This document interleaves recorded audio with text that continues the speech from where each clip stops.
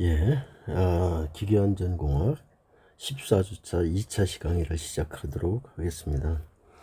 요, 결론은요, 14.8절인데, 충격시험과 응력 이렇게 돼 있네요. 자, 충격시험 왜 할까요? 충격시험. 자, 충격시험은요, 우리가 특히, 이 추울 때, 그러니까 저온에서는 굉장히 중요한 부분들이죠. 왜 그럴까요? 한번 생각해 보면서 내용을 진행해 보도록 하겠습니다. 자, 충격 시험을 하는 거는요, 이 소재가 완전하게 파괴될 때, 파괴될 정도의 충격을 가해요. 이제 펜들럼을 가지고 가할 건데요. 이때 충격을 주어서 그 파괴에 대한 저항을 구하는 시험이에요. 자, 그러면 물론 목적은 충격 저항을 측정하는데 그 목적이 있죠. 그럼 어떻게 측정하느냐? 예, 흡수된 충격량이죠. 이 흡수된 에너지가 많으냐 적으냐에 따라서 흡수된 에너지가 많다는 것은 뭐죠? 인성이 크다는 거잖아요. 흡수된 에너지가 적다는 건 뭐죠? 취성제라는 얘기잖아요. 우리는 어때요? 외부에서 충격이 가해졌을 때 이 충격에 의한 파괴가 아니라 외부로부터 받은 충격 에너지를 흡수할 수 있는 능력을 가져야 되잖아요. 예를 들어서 한번 생각해 보세요. 추운 지방에서 주물로 되어 있는 소재에 충격 에너지가 가해지면 그 소재가 어떻게 돼요? 금방 파손이 돼요. 파괴죠. 파손도 아니고. 그러면 안 되겠죠. 그래서 우리는 이 파괴 저항을 구해야 되겠는데, 이때 테스트하는 게 샤피 충격 시험기예요. 한번 살펴보도록 하겠습니다.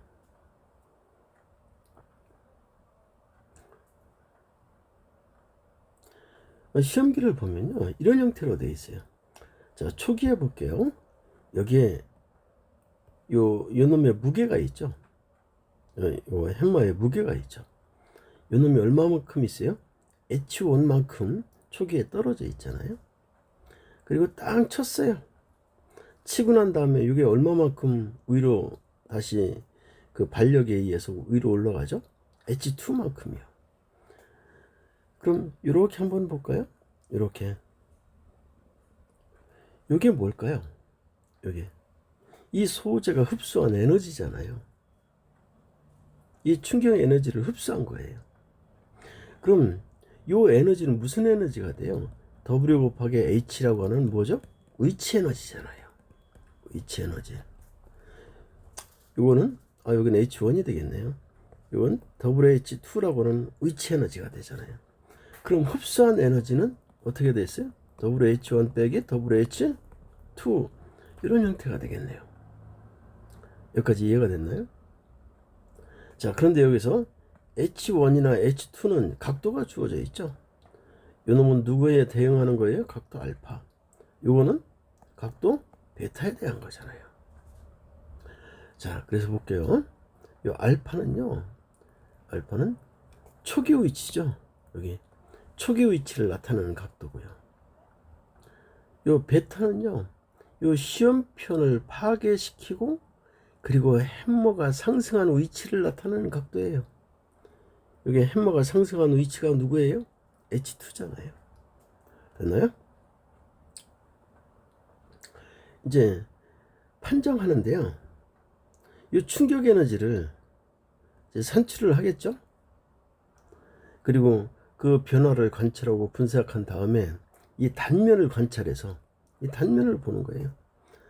그래서 취성제인지 아니면 연성 또는 인성이 있는 재료인지 판단할 수 있는 거예요.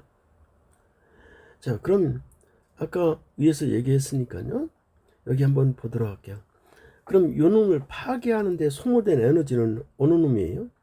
이게 소모된 에너지잖아요. 여기 요 차 W 곱하기 H1 마이너스 H2가 되잖아요. 됐나요? 자, 그러면 이렇게 해놓고 나면 여기 부호가 유는 볼게요. 얘는 부호가 항상 뭐가 돼요? 플러스가 되잖아요. 이해가 됐죠? 근데 소모된 에너지 양을 뭐로 표현하고 싶어요? 마이너스 값으로 표현하고 싶어요. 그래서 이놈을 바꾸는 거예요. 여기가 얼마? H2, 요게 R, 요게 뭐가 되죠? H2가 되잖아요. 그리고 요 R 코사인 요 각도가 이렇게 보면 저 뭐죠? 요 높이가 요 높이죠? 여기 조금 하나가 잘못됐네요. 여기 와서 써야 되는데 요 놈을 가지고 설명했어야 되는데 잠깐만요.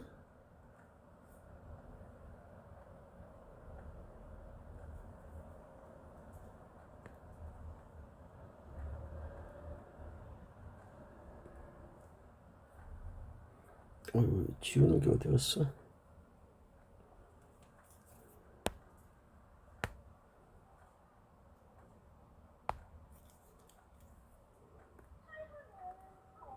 그리기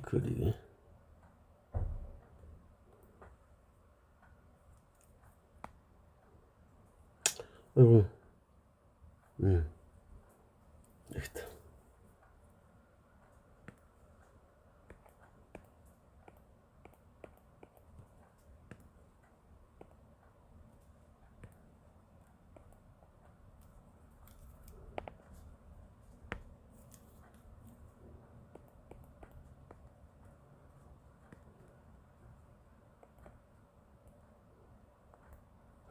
예.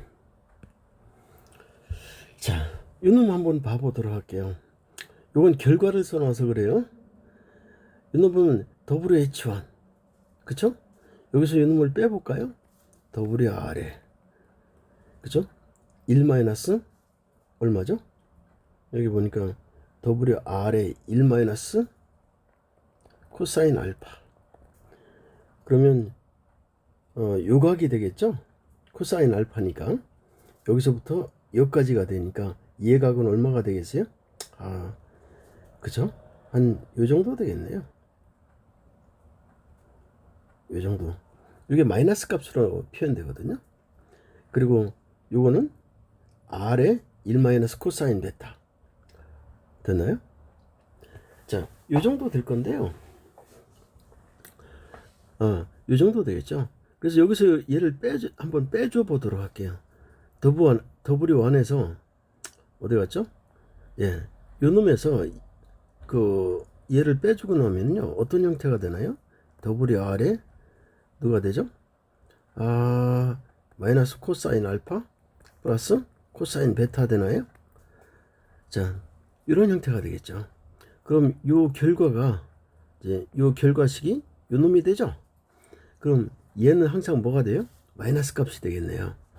그죠? 그렇게 표현한 거예요. 이해를 하셨나요? 자, 그러면 이제 요 충격치를 한번 살펴볼게요. 얘는 U로 표현하는데요. 이 시편의 이 시험편을 절단하는 데 필요한 에너지, 요 E를 노치부에 여기 보면 여기 노치가 있죠. 요 뒤에서 얘를 땅 친 거예요. 노치부의 원래 단면적은 어디겠어요? 여기겠죠. 요 놈으로 나눈 값이에요. 그러면 한번 여러분들의 에너지니까 어떻게 될까요? 뭐 뉴턴 메타가 될 거고요. 그럼 얘는 면적이니까 이렇게 되겠죠. 그렇죠? 그럼 뉴턴 메타포 이런 형태가 되겠네요. 그렇죠? 물론 이 단위는 제가 SI 단위를 썼지만, 그래서 요놈 보니까 요 충격치는 요 두 놈의 차를 뭐로 나눴어요? 이 값으로 여기에 단면적으로 나누는 값이에요. 됐나요? 자, 요 결과를 가지고 요 소재에 뭐를 측정해요? 요 값을 가지고 이제 분석을 해보는 거죠. 그리고 파단된 단면도 이제 관찰을 해볼 건데요. 그래서 에너지를 산출하고, 이 에너지를 지금 산출을 했어요. 이런 방법으로. 그리고 뭐를요? 요 충격값도 계산을 했어요. 그 다음에 이제 단면도 보고, 그러면서 이게 취성인가. 자, 취성 파괴하고 연성 파괴는 어떻게 다를까요? 취성 파괴는요, 그대로 그 단면이요, 굉장히 거칠어요. 그죠? 한 번에 파괴가 된 거니까. 자, 그 다음 이제 우리는 뭐를 또 하는가 하면 요 비틀림에 대한 이야기를 하려고 하는데요. 이건 이미 앞에서 제가 설명을 드렸어요. 우리가 순수 전단이라는 건 뭐라고 그랬어요? 인장이나 아니면 모멘트가 작용하지 않아야 돼요. 그죠? 자, 그런 조건을 만들 수 있는 것들이 뭐라고 그랬어요? 이 토션을 가는 거예요. 이와 같이 토션. 얘는 축 방향의 하중이나 아니면 이런 방향의 하중이 없잖아요. 순수하게 뭐만 가 있어요? 커플만 가 있어요. 커플. 다른 말로 토르크죠. 얘만 가 있다고요. 그래서 이런 비틀림 모멘트를 가해서 이 비틀림 모멘트에서 이제 비틀림이 일어나는 거죠.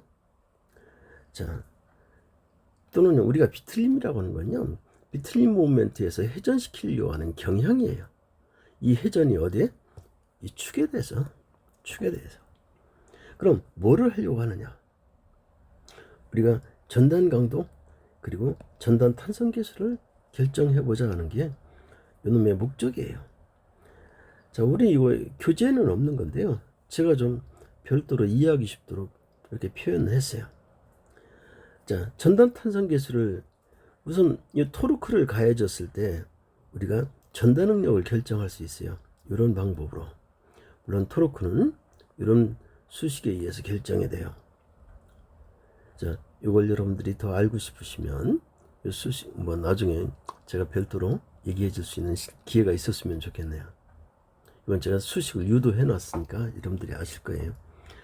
그리고 이건 딱 보면 요 D항인데 요 놈은요 누구냐면 극관성 모멘트예요. 그를 제2로 써놨는데 파이 D 4승에 32 이렇게 되거든요.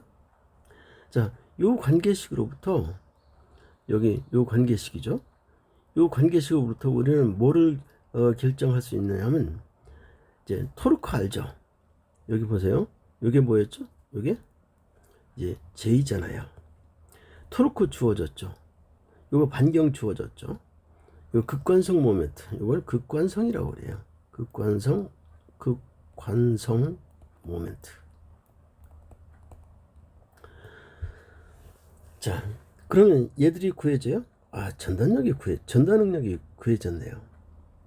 그 다음 후크의 법칙으로부터 이런 관계식이 후크의 법칙이죠. 자, 이 관계식으로부터 뭐를 결정할 수 있어요? 전단 탄성 계수를 결정할 수 있죠. 그리고 여러분들이 이 관계식을 다시 한번 살펴봐 보도록 할까요? 어떤 놈을 볼까요? 예, 여기를 보도록 할게요. 여기 타워는 어떻게 되어 있냐면 토르크에 R 되어 있는데, 자, 요 R 값이 누가 R이에요? 요게 R이잖아요. 여기서 R이 제로여 봐요. 그러면 요 중간에 딱 요 도심점에는 뭐가 안 걸려요? 얘가 제로가 되잖아요. 그래서 우리는 축을 쓸 때 어떻게 해요? 축을 쓸 때 중공축을 쓰잖아요. 중공축. 이해하시겠어요? 소재가 최대한 어디에 몰려 있도록 해요? 이 바깥쪽에 몰려 있도록 하면 되잖아요. 여기까지 이해가 됐어요? 그래서 중공축을 써요. 중공축을 쓰면 어떻게 되죠? 소재도 가벼워지고, 그렇죠? 효과는 같아지고, 소재가 가벼워지니까 어떤 절약도 되고, 그렇죠? 경제적으로도. 자, 이제 시험에 대한 이야기를 이제 전부 다 끝냈고요. 이제 기초역학으로 와보도록 할게요. 이제 이게 어디죠? 14장 10절인데요. 우리가 재료역학이라는 게 뭘까요? 여러분들은요, 이미 언제 1학년 때나 2학년 때 뭘 배웠는가 하면 정력학을 배웠어요.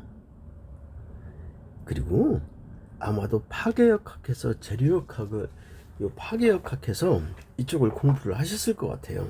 제가 여러분들 커리큘럼 다 확인을 안 해봐서 모르겠지만 공부를 하셨을 것 같거든요. 자, 그러면 재료역학이라는 건 뭐냐면 소재의 어떤 구조체에 하중이 작용하는데 다양한 하중이 작용할 거라고요. 그죠? 이와 같이 다양한 하중을 받는 이 구조물의 거동을 다루는 응용역학이 재료역학이에요. 자, 그 다음 우리는 이 응용 이 거동을 다루는데요. 그러면 우리가 하중을 가했을 때 얘가 나타내주는 리스판스는 뭘까요? 응력이겠죠. 그리고 변형률이겠죠. 그리고 변의겠죠. 이런 것들을 구하려고 하는 게 우리는 재료역학의 목적이죠. 얘들을 구하는 것이 뭐라고요? 목적 되겠죠. 목적. 그래서 그럼 왜 이 거동이 필요하냐? 우리는 이 구조체의 모든 거동이 어디서 일어나야 되죠? 탄성 영역에서요. 탄성 영역에서. 그렇죠? 그래서 이 거동에 대한 이해가 구조물을 어떻게 안전하게 설계하는 데 있어서 반드시 필요한 것들이죠. 이해가 됐나요? 자, 그러면 하나씩 그 리스폰스에 대해서 살펴보도록 할게요. 우리는 여기서 수식을 유도할 때 가정 조건이 있어요. 이 수식을 유도할 때 그 조건들이 뭐냐면, 첫 번째요, 이 바가 균일 단면봉 프리스매틱 바여야 돼요. 그리고 얘는 프리스매틱 바이기 때문에 전체 길이에 걸쳐서 단면이 어때야 돼요? 동일해야 돼요. 이런 직선 부재를 우리는 균일 단면을 가지는 봉이다, 이렇게 얘기를 해요. 그리고 여기 보니까 무슨 하중을 봤는데요? 축하중을 봤는데요. 축하중이라는 건 뭐예요?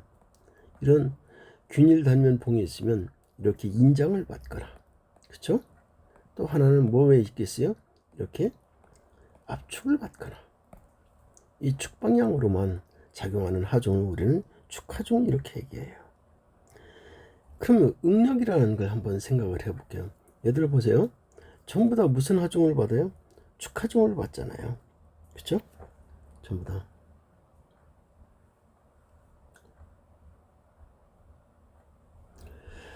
자, 그럼 응력, 이놈은 무슨 말일까요? 얘는요, 자, 여러분들이 이것 좀 하나 생각을 해보셔야 돼요. 위에서 가정하기를, 수식을 유도하는 조건에서 가정하기를, 이게 무슨 봉이라고 그랬어요? 균일 단면봉. 그쵸? 프리스매틱 바.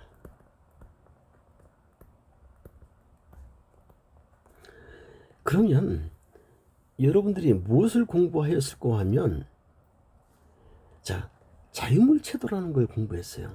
얘들은 전부 다 뭐죠? 외력이잖아요. 그럼 요 단면을, MN 단면을 딱 잘라보도록 할게요. 여러분들이 이 놈을 이렇게 쓸게요. N이라고 쓸게요. 외국 서적들은 원전은 거의가 다 뭐로 표현해요? 이렇게 N이라고 표현하는데요.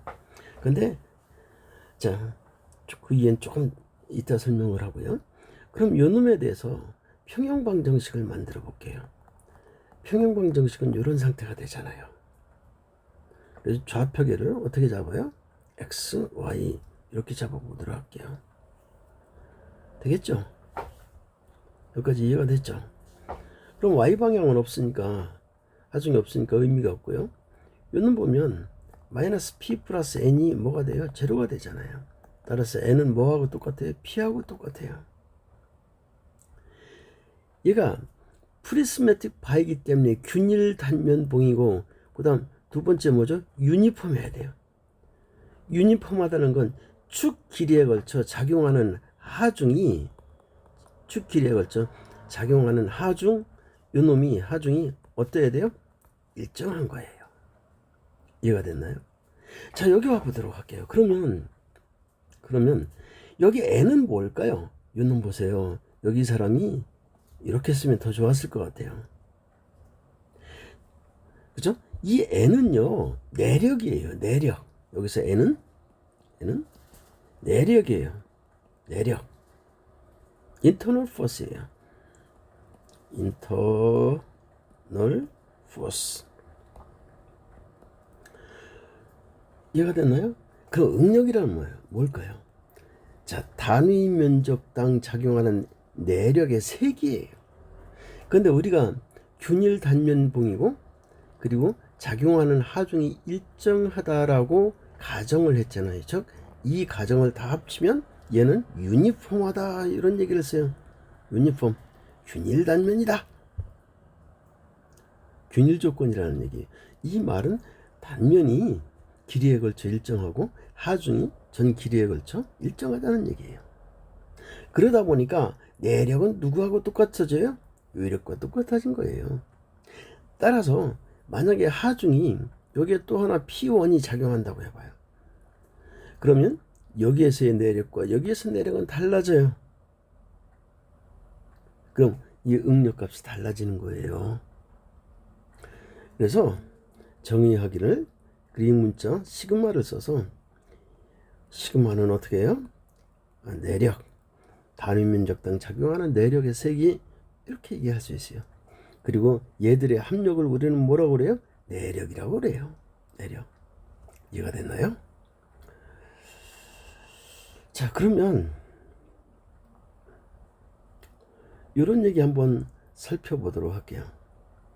그럼 우리가 저 인장응력하고 압축응력 얘기하잖아요. 이제 부호교양 얘기인데요. 우리는 보면 인장응력이라고 하는 거는요. 왜 인장응력을 플러스로 했을까요? 예, 얘가 늘어나잖아요. 그쵸? 이렇게 이런 놈이 하중 P를 받으면 외력 P를 받으면 이런 놈이 어떻게 돼요? 이런 형태로 늘어나잖아요. 얼마만큼 늘어나요?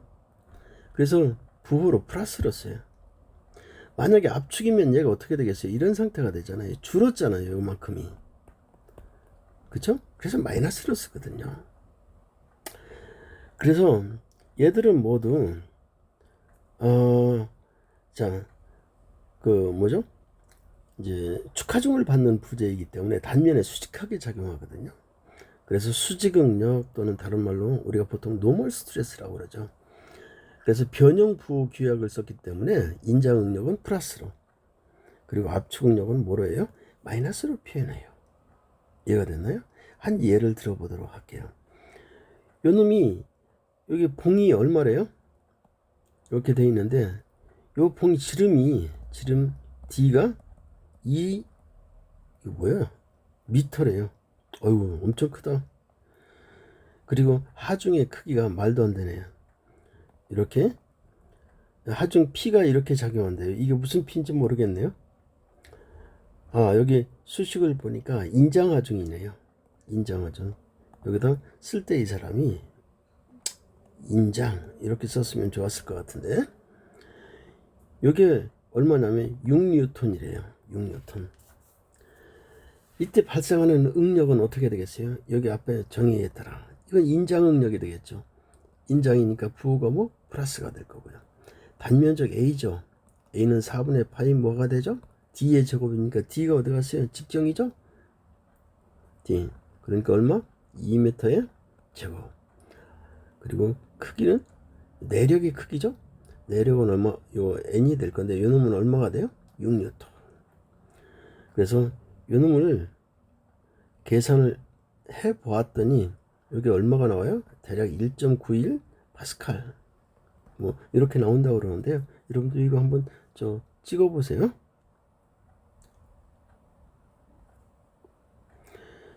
그 다음에 이제 변형률이라고 하는 게 있는데요. 이건 이제 그릭 문자로 엡실론 쓰거든요. 자, 여기도 참 흥미로운 얘기가 있네요. 자, 후크의 법칙도 한번 생각을 해보도록 할게요. 이렇게 쓰는 게 후크의 법칙이잖아요. 여기 뭐죠? 탄성계수고요. 여기 변형률인데요. 이렇게 한번 그림을 그려보도록 할게요. 내가 여기에 하중이 가해지기 전 기력지를 L0라고 그럴게요. 그리고 하중이 인정하중이 이렇게 작용하면 얘가 어떻게 되겠어요? 이렇게 늘어났겠죠. 그렇죠? 여기 얼마만큼 늘어나요? 델타만큼. 이 델타는 그리고 요거 전체 길이를 우리는 L이라고 할게요. 그러면 델타는 뭐가 되겠어요? L-L0가 되겠죠. 늘어난 양은. 됐나요? 지금 제가 설명하고 있는 건 인장 베이스로 설명하고 있어요. 그럼 변형률이라는 거는요, 원래 기록지 대 늘어난 비. 근데 요놈은 단위가, 요 단위의 차원이 똑같아서 얘는 첫 번째 무차원이에요. 무차원. 차원은 무차원인데요. 문제는 뭐냐면, 이 변형량이 인장이면 뭐가 돼요? 요 변형량이 플러스가 될 거고, 압축이면 뭐가 되죠? 마이너스가 될 거 아니에요. 줄었으니까. 됐나요? 따라서 이 변형률은 부호가 플러스도 될 수 있고 마이너스도 될 수 있어요. 얘는 인장인 경우, 이건 언제? 압축인 경우. 됐나요? 그래서 그 말을 여기다 이렇게 명시를 해 놓은 거예요. 자, 그러면 이 얘기를 한번 똑같은 방법으로 해볼게요. 여기 신장량을 구하라고 그랬잖아요. 이건 하중이 뭐를 작용한다는 거예요? 인장 하중. 그쵸? 따라서 요 길이가 얼마래요? 원래 기록지가 L0가 2.0이래요. 인장 하중을 작용했더니 요게 얼마? 델타가 1.4mm. 얘는 변환을 해죠. 그러니까 0.0014m가 되겠죠. 그러면 이놈 입시로는 어떻게 될까요?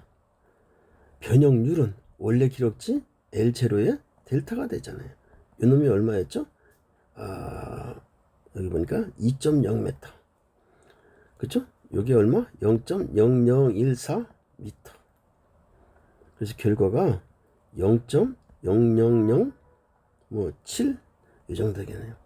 차원이 없다는 말은 무슨 말이죠? 단위가 없어요.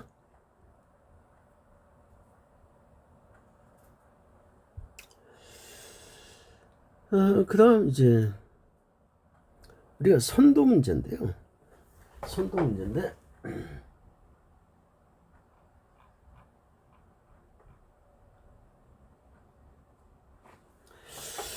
이런 얘기를 하나 좀 해보도록 할게요. 여러분들이 이 선도는요, 자료마다 다 틀려요. 일반적으로 이렇게 그려지는 선도들은요, 저탄소강이에요. 저탄소강. 또는 뭐 우리가 보통 마일드 스틸 이런 애들인데요. 그런 거에 한해서 이런 스트레스 스트레인 선도를 가져요. 자, 그러면 제가 이 소재마다 이 선도가 다 다르다고 했어요. 형태가. 근데 우리가 중요한 것들은 뭐라고 그랬죠? 우리가 설계하는 구조체들은 전부 어디서 거동을 해야 된다고요? 선형 탄성적 거동. 됐나요? 선형 탄성적 거동을 해야 된다고 그랬어요. 자, 그러면 하나씩 설명을 해 나가도록 하겠습니다. 이제 인장 시험을 해가지고요. 인장 시험을 해서 응력과 그리고 그 응력에 상관한 변형률을 이제 계산을 한 거예요. 물론 이거 계산하는 건 대단한 게 아니죠.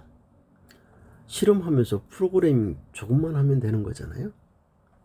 이렇게 해서 선도를 만들어 봤어요.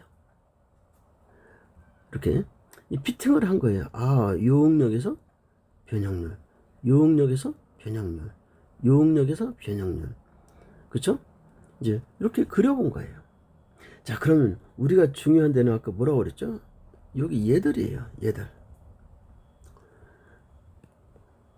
요 영역이겠죠. 요 영역.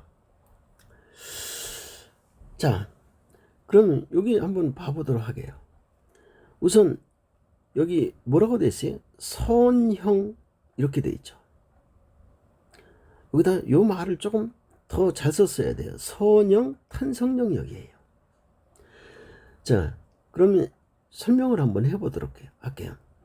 요 O에서 A점까지예요. 이 선은 직선이거든요. 직선. 그리고 여기 보면 응력과 변형률이 초기에는 선형적이고 비례적이에요. 자, 요 선형이고 비례라는 건 이게 직선이기 때문에 어디 갔어요? 예, 여기 직선이니까 이건 뭐예요? 선형이고요. 그리고 응력과 변형률 상태가 뭐예요? 비례적이잖아요. 즉, 이게 뭐죠? 스트레인이고 이게 뭐죠? 스트레스인데 물론 요 기울기가 탄성계수가 돼요. 요 식이 요 구간 내에서는 선형이고 비례예요. 보세요. 여기 써볼까요? 자, 얘는 어떻게 썼어요? 요놈 차수와 요놈 차수가 똑같잖아요. 1차잖아요. 그러니까 선형이 되죠. 직선이니까. 그리고 여기 한번 보도록 하겠습니다. 요 영역이 있어요. A라고 돼 있는데 그게 비례한대요. 프로페셔님이시거든요. 요 얘기는 뭐냐면 얘들이 비례 관계를 맺어주는 한도예요. 한도. 여기를 넘어서면 뭐예요? 비례하지 않죠. 그래서 여기가 뭐로 돼 있어요? 곡선 형태로 돼 있잖아요. 그죠? 그럼 또 혹여 얘기하다 탄성 영역은 어디예요? 탄성 영역은 비례 한도보다 살짝 커요. 실험적으로 보면. 그런데 거의 같아요. 그래서 비례 한도를 어떻게 봐요? 탄성 한도로 봐요. 의미는 달라요. 의미는. 그리고 우리는 탄성계수라는 얘기를 하는데요. 여기서 보셨던 것처럼 요 B죠? 요게 뭐죠? 스트레스고 요게 뭐죠? 스트레인이잖아요. 여기가. 요 B가 일정하잖아요. 그때 요 B를 우리는 이 기울기를 뭐라고 그래요? 탄성계수 이렇게 얘기해요. 이해가 됐나요? 그 다음 이제 두 번째 중요한 게 항복점이에요. 자, 여기까지는 설명이 됐죠? 항복점이 어디 있나 보세요. 여기 있어요. 여기. 그죠? 여기 항복점이잖아요. 자, 항복점이란 뭘까요? 우리가 어떤 구조체가 항복점에 이르르면 무슨 변형을 해요? 소성 변형을 해요. 영구 변형을 한다고요. 그리고 요 항복점에 이르르면 무슨 일이 벌어지냐면요. 자, 전위가 일어나요. 이 전단면을 따라 이런 계면을 따라서요.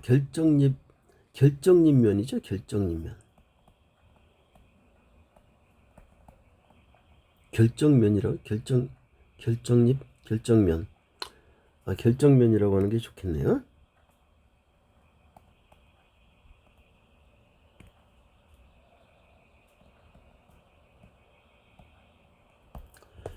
얘는요.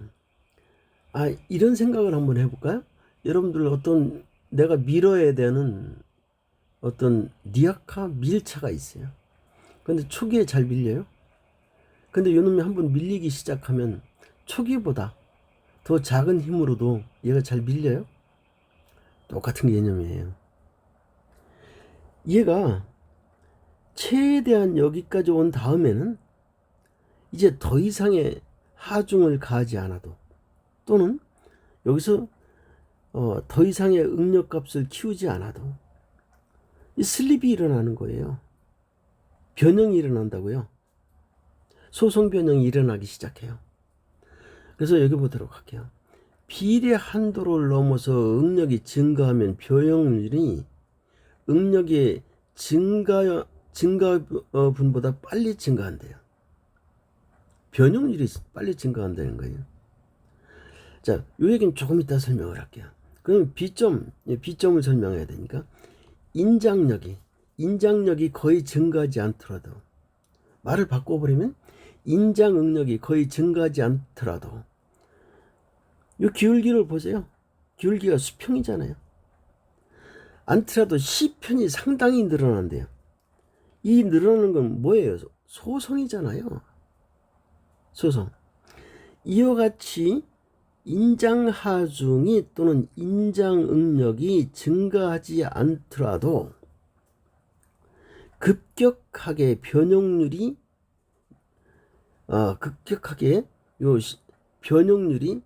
증가하는 그러한 구간들이 요 BC 영역을 될 건데, 그거 시작하는 점 요점이에요. 요점에서 그러니까 급격하게 증가하는 걸 우리는 항복이 일어난다고 그러고, 그 점에 대항하는 능력을 뭐라고 그래요? 항복응력, 이렇게 얘기해요. 자, 그러면 요 영역을 볼게요. 요 영역을 보면요, 왜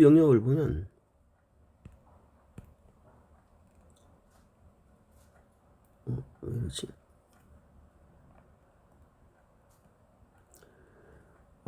잘 안 되네.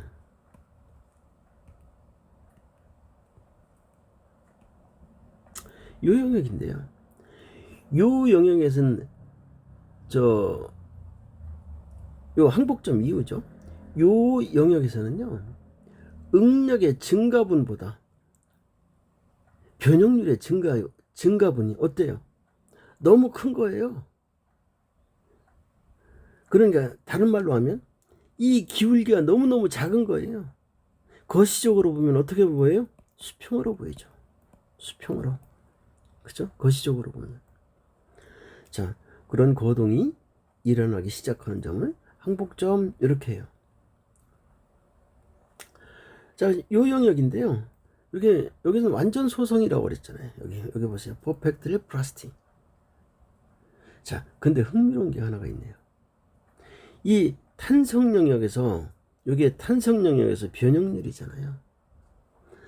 근데 요 신장량을 살펴봤더니 완전 소성 영역에서 그 연강이에요. 이거 마일드 스팅. 이 신장량은 여기 누구? 선형 영역에서 신장량의 몇 배래요? 10배, 15배 된대요. 자, 요 놈은 어떻게 쓰겠어요? 신장량은 델타는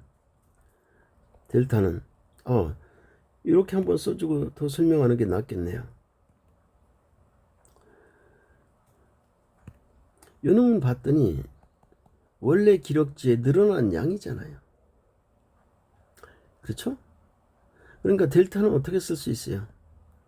이렇게 쓸 수 있어요? 자, 얘는 원래 길이니까 변하지 않죠. 그러니까 변형량이 커졌다는 건 누가 커졌다는 거예요? 변형률이 커졌다는 거잖아요. 그러니까 여기서 선형 영역에서 변형률보다 요 소성역에서 변형률이 대략 몇 배? 10배에서 몇 배? 15배. 요 말을 살짝 바꿔버리면 이렇게 되니까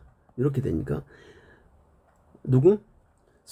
여기 선형 탄성 영역에서 신장량은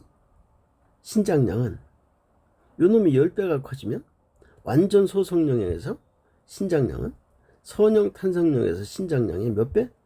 같은 말이죠. 10배에서 15배. 대부분은 어디서 일어나요? 얘들은 복구가 안 돼요. 완전 소성이니까. 얘들은 어때요? 원래 상태로 되돌아가죠. 자, 그 다음 요 영역인데 이제 BC 영역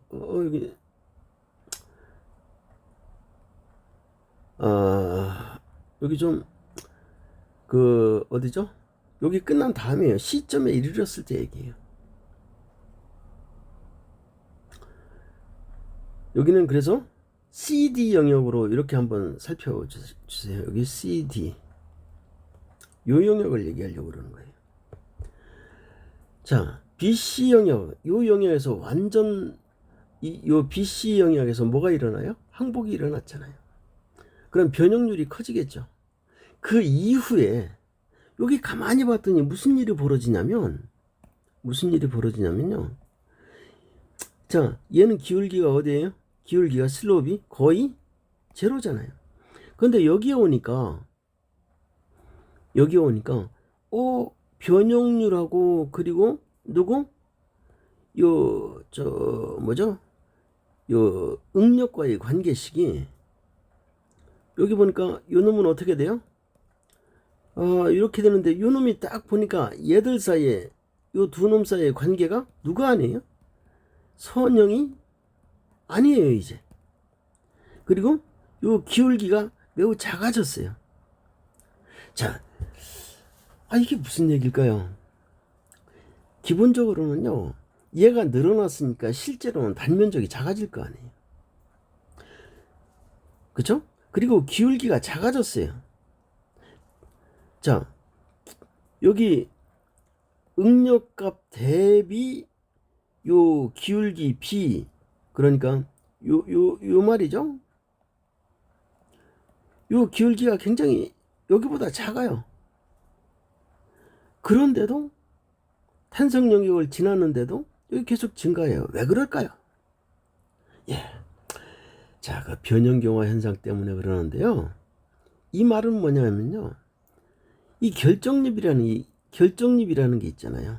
이 아메바처럼 이제 뭐 단면은 모르겠어요. 아무도 모르죠, 여긴. 얘들이 결정립이면 요런 놈들이 여기에는 저 이물질들이 이렇게 계면이니까 이렇게 쌓여 있겠죠. 근데요, 요 놈들의 그 결정 방향하고 얘들의 결정 방향이요, 다 틀리단 말이에요. 그럼 이 한 결정 내에서, 단일 결정 내에서 슬립이 일어날 때, 슬립이 일어나는 방향하고 그 다른 결정에서 일어나는 슬립이 일어나는 방향하고 다 달라요. 그럼 걔네들이 어때요? 부닥칠 거 아니에요. 그죠? 부닥친다는 건 뭐예요? 슬립이 일어나는 거에 방해가 된다고요. 장애가 된다고요. 그래서 여기가 강해져요. 이 부분이. 그 현상을 우리는 변형경화 하는데요. 여기서 특징이 재료의 결정 구조가 변하는 거예요. 이 결정 구조가 얽히면서 저항력이 커지는 거예요. 하지만 얘는 변형경화가 일어나니까 요 CD 구간에서는 신장을 시키려면 보다 큰 하중이 필요해요. 변형률을 증가시키려면 응력값이 커져야 돼요. 되나요? 따라서 얘들은 기울기를 양으로 갔는데요. 근데 이제 여기 와 보도록 할게요. 자, 중요한 부분이 얘들이에요. 여기서부터 점점 낮아지면 여기가 네킹이 일어나는 점이에요. 여기가 어디? 네킹. 자, 요 점이 뭐냐면요. 우리는 극한 강도라고 그러는데요. 또는 인장 강도라고도 하죠. 인장 강도. 얘는 다른 말을 바꾸면요. 이 부재가 또는 이러한 소재가 지지할 수 있는 하중의 극대치예요. 이해가 됐나요? 그에 해당하는 응력을 우리는 뭐라고 해요? 극한 강도 또는 극한 응력, 인장 응력 이렇게 얘기를 해요. 자, 그런데 얼마만큼 더 왔어요? 여기를 지나서 여기 오니까 파단이 일어나요. 왜 파단이 일어날까요? 자, 파단이 일어날 때 여기 이렇게 보세요. 이렇게 보시면 파단 강도가 누구보다 작아요? 극한 강도보다 작아요. 왜 이럴까요? 왜? 여기를 보시면 돼요. 목이 생겼어요? 목이? 요 목을 뭐라고 그래요? 넥이라고 하잖아요. 이런 현상을 우리는 네킹이라고 하는데요. 요 얘기는 뭐냐면요. 변형 강도 효과보다 단면의 기하적 감소가 커져서 더 이상 견디질 못하는 거예요. 그래서 요 점에 오면 어떻게 돼요? 파괴되는 거예요. 즉 네킹 때문에 네킹이 일어날 때 요 단면이 누구보다 원래 단면보다 너무 작아. 또 이 단면 감소, 그러니까 이 변형경화 효과가, 여기서 보면 변형경화가 일어나잖아요. 여기도 변형경화 일어나요. 여기도. 그런데 변형경화의 이 효과보다 단면 감소 효과가 크기 때문에 여기서 끊어지는 거예요. 파괴가 되는 거예요. 이해하셨나요? 그리고 그럼 또 그렇게만 설명하면 여러분들이 궁금할까봐, 이거는 지능력이에요.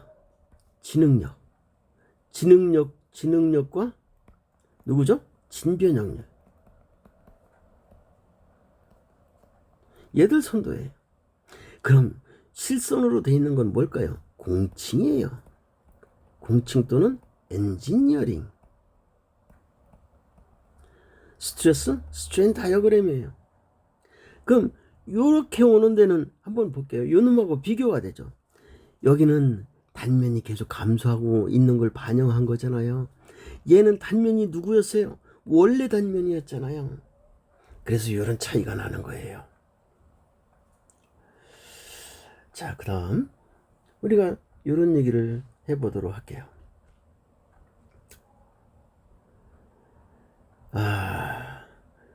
우리는 여러분들 강도하고 응력하고 개념이 조금 달라요. 그런데 우리는 같이 써요. 왜 그럴까요? 자, 강도는요, 정확하게 구조물이 하중을 지지하는 능력이에요. 말을 바꿔버리면 그 하중을 지지하는 구조물의 능력이 커지면 강도는 커져요. 이렇게 보도록 할게요. 요 직경이, 요 D가 10cm 짜리하고 요 직경이 D가 20cm 짜리, 이렇게 비교를 해보도록 할게요. 비교를 하면 이렇게 인장 강도가 작용할 때 요건 P10, 요 P20이면 여러분들 P20이 누구보다 커요? P10보다 클 거 아니에요. 그럼 강도가 누가 커요?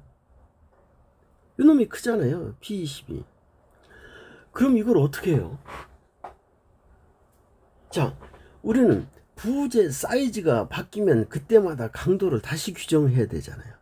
그럴 수가 없다고요. 그럼 우리는 어떤 기하학적 형상에 제약을 받지 않은 일반적으로 표현할 수 있는 방법이 있어야 되잖아요. 그놈이 뭐였을까요? 그놈이 이렇게 얘기하면 되죠. 그러면 요 10편의 단위 면적을 가지는 이 10편에 작용하는 강도, 또는 단위 면적을 가지는 10편에 작용하는 내력, 이 크기로 표현하면 어떨까요? 그럼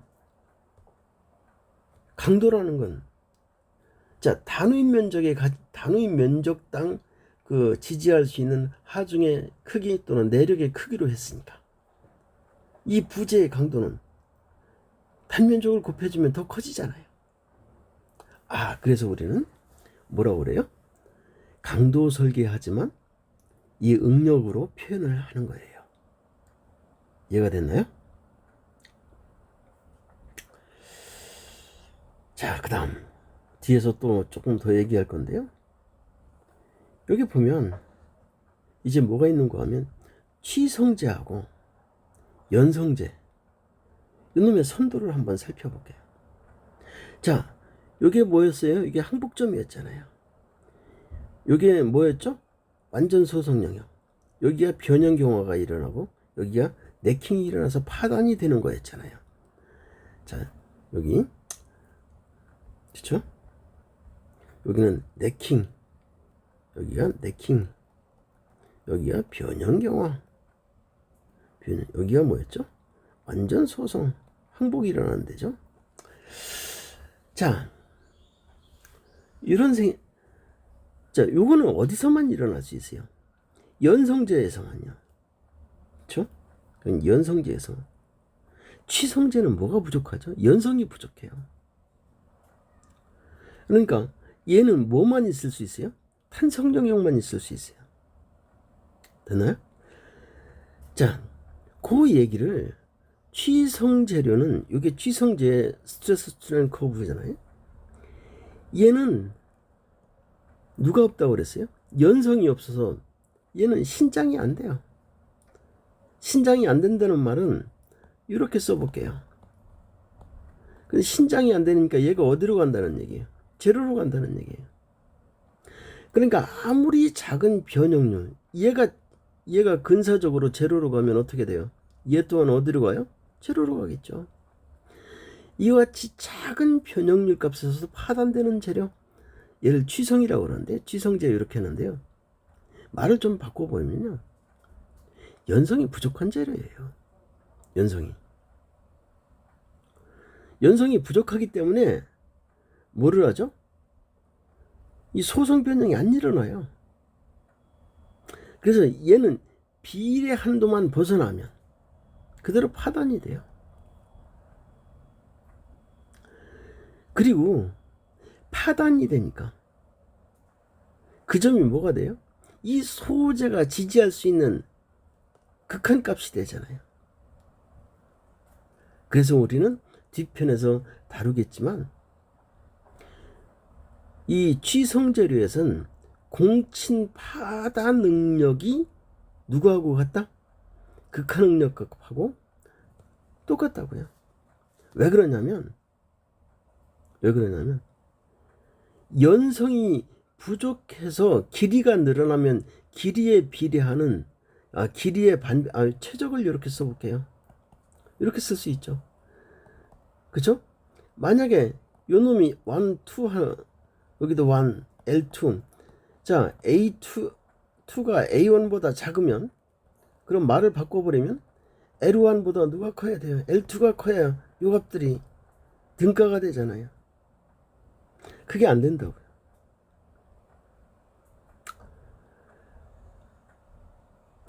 따라서 요 면적이 단면의 감소가 거의 일어나지 않는 거죠. 단면의 감소가 거의 일어나지 않으니까 요 극한값이 파단 능력하고 어떻게 돼요? 이제 같아지는 거예요. 말을 좀 바꿔보면, 그러니까 항복이 일어나기 전에 얘들은 파단이 되죠. 요 압축 부분은요, 여러분들이 조금 이해하기가 힘들 수 있는 부분도 있는데 조금 설명을 더 해보도록 하겠습니다. 압축하면요, 여기도 연성 재료를 압축하면요, 요 탄성 영역에서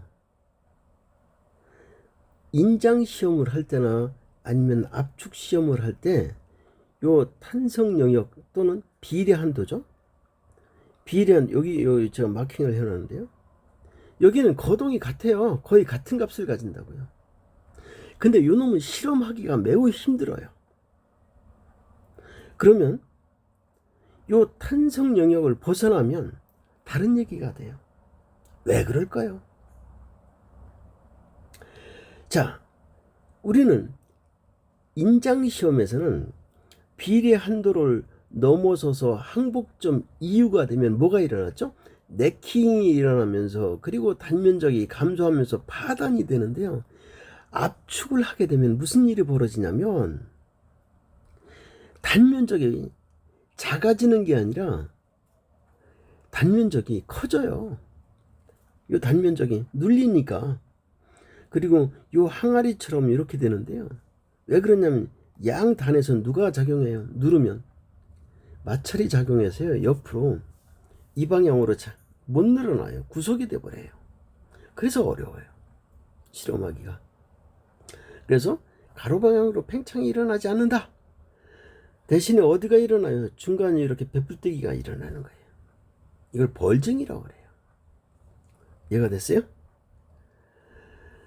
자, 지금 위에서 설명드렸던 것처럼 하중이 증가하면 시편은 납작하게 요 방향으로는 줄어들지만 단면적은 어떻게 돼요? 커진다고요. 그래서 저항력이 훨씬 커져요. 그러니까 요까지만 인장시험 선도로 쓸 수 있고 여기는 쓰면 안 돼요. 이해가 됐나요? 그래서 압축 시험할 때 실제 응력은 공칭 응력보다 작아요. 왜 그럴까요? 단면이 커져서 그래요. 단면이. 압축하면 단면이 커지잖아요. 그래서 그래요.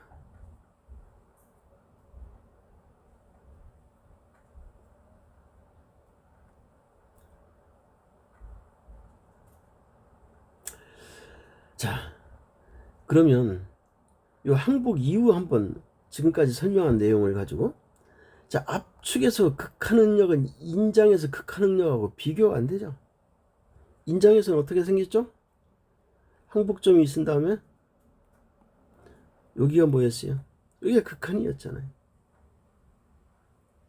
근데 이때는 단면이 어떻게 돼요? 단면이 공칭. 실제로는 단면에 감소가 있죠. 얘는 단면이 실제로 어떻게 돼요? 단면이 증가하잖아요. 증가하니까 이 극한 능력값이 인장에서의 극한 응력값보다, 그러니까 극한 응력, 인장에서의 극한 강도보다, 응력보다 강도를 뭐 같은 얘기는 되는데 압축해서 요 단면이 증가하니까 요 극한 응력이 인장에서 극한 응력보다 훨씬 커요.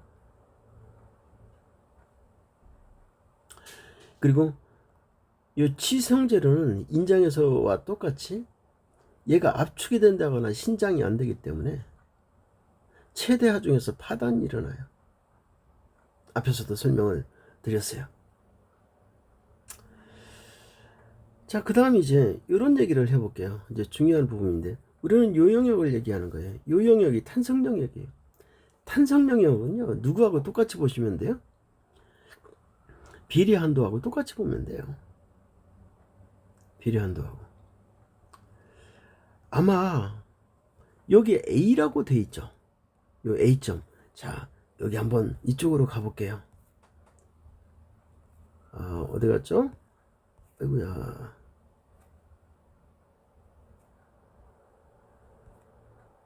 여기 A가 뭐라고 그랬어요? 비례 한도라고 그랬죠? 자, 기억해 주시고. 여기 올게요.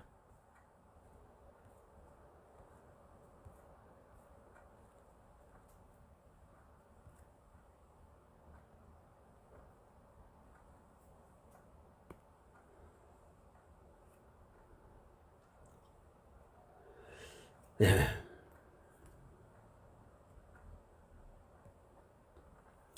여기 한번 보시면요. 요게 앞에서 A를 뭐라고? 비례 한도. 비례 한도. 요 2가 뭐예요? 2가 탄성 한도.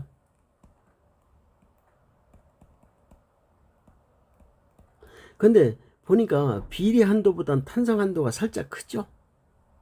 실제로 살짝 커요. 근데 그 차이가 매우 적다. 그렇게 봐주시면 돼요. 그러면 여기서는 선형적인 구간은 아니겠죠. 비례 한도가 아니니까. 자, 우리가 하중을 가해볼게요. 즉 응력을 증가시켜 볼게요. 그럼 원점에서 A점까지, 원점 요건 비례 한도죠. 그 다음에 하중을 제거하면요, 다시 A점에서 어디로 둬요? 정확히 똑같은 경로를 따라서 원래 상태로, 원래 점으로, 점 5로 복귀를 해요. 자, 그 영역이 여기는 A라고 제가 써놨지만 A보다 뭐라고 썼으면 좋겠어요? 2라고 쓰면 더 좋죠. 거기가 탄성한도니까. 그죠?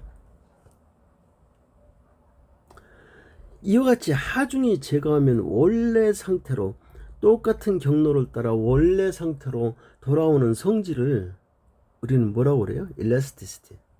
다른 말로 탄성이다, 그런 얘기를 해요. 그러니까 우리가 선형이고 탄성이다라는 말은 어디를 얘기하는 거겠어요? 요 구간을 얘기하는 거예요. 요 구간. 근데 엄격하게 비례 한도인데 비례 한도와 탄성 한도는 같기 때문에 거의 같다고 그랬죠. 그래서 같이 쓰는 거예요. 이해가 됐나요? 자, 그 다음 이런 얘기를 해보도록 할게요. 여기 한번 볼까요? 이게 뭐였죠? 탄성한도잖아요. 탄성한도를 벗어나면 뭐가 일어나요? 항복점이. 탄성한도를 벗어나면 항복점이잖아요. 그럼 완전 소성 변형이 일어나기 시작하잖아요. 근데 요 놈을 보세요. 2점을 넘어서 여기 보면 어디야?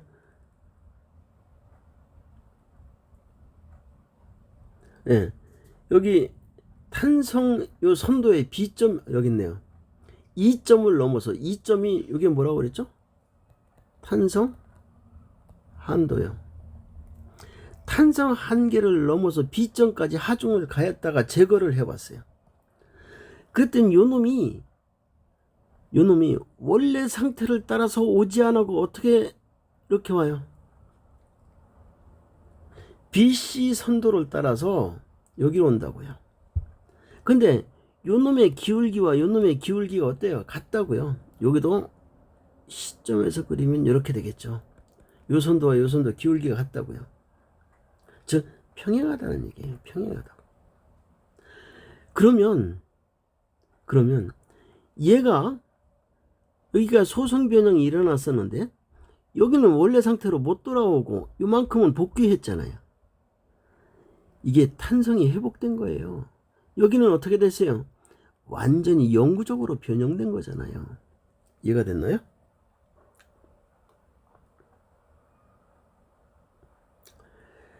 자, 살펴보았더니 여기 보니까 OC로 돼 있는데 이걸 우리는 뭐라고 그래요? 잔류 변형률. 사실은요, 잔류 변형률이라는 말보다 residual strain 이런 얘기보다 permanent strain이라는 말을 많이 써요. 이 영구 변형률이에요. 영구 변형률. 되나요? 따라서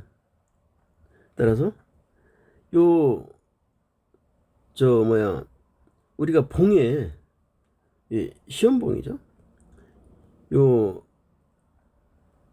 이 옵셋으로부터 요 영구 변형률로부터 우리가 신장량을 우리는 이제 결정할 수도 있죠.